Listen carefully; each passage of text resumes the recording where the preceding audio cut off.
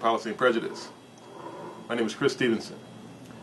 Recently, President Obama just hosted a state dinner that was attended by the Chinese president. I think his name is Hu Jintao. Don't expect a correct pronunciation from me.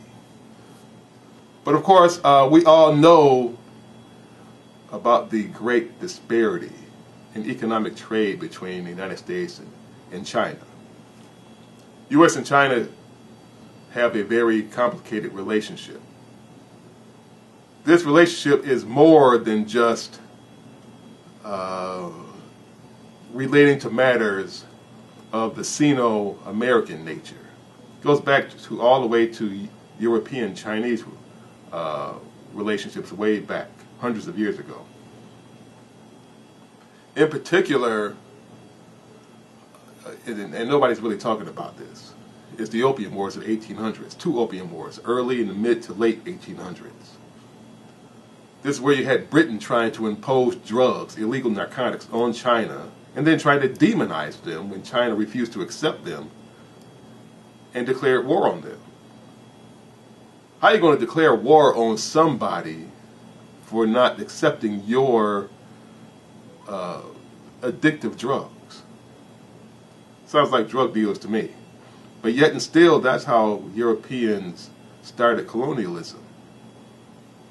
They had one type of drug in one hand, opium, and another drug in the other hand, the Bible.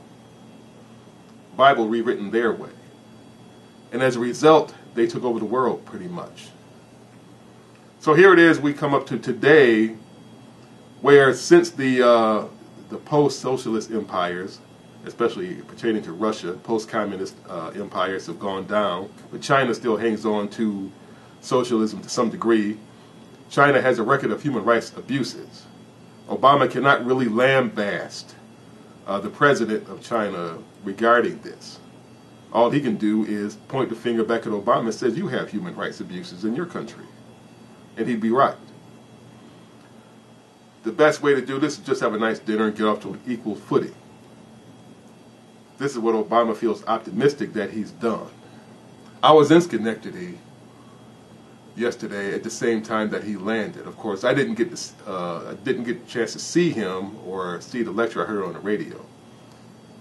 It sounds like he was successful to some degree. But it's going to take a while.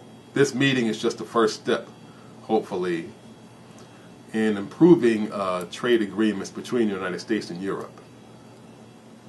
You know, as Obama said, he's hoping to open up jobs and get some of our products sold there. You know, America needs to go back to American values. The only way to really do that is to do a reversal of the clock, a clock reversal of the American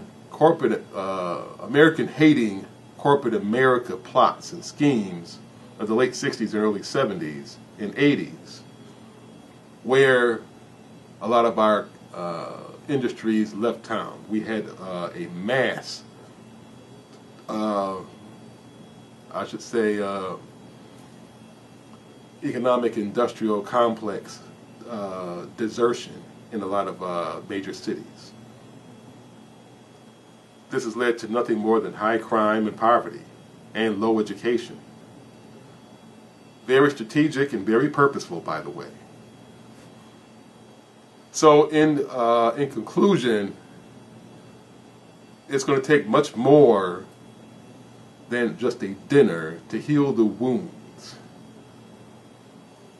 that the trade disparities and international foreign relations, I should say white and people of color relations historically throughout the world, have placed upon countries like China.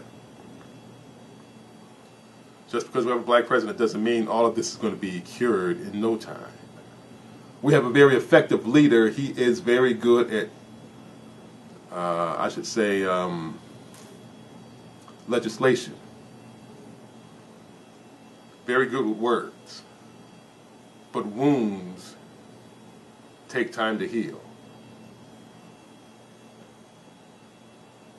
Hopefully, it won't take too long. My name is Chris Stevenson. Thank you for watching Policy and Prejudice. Have a good week.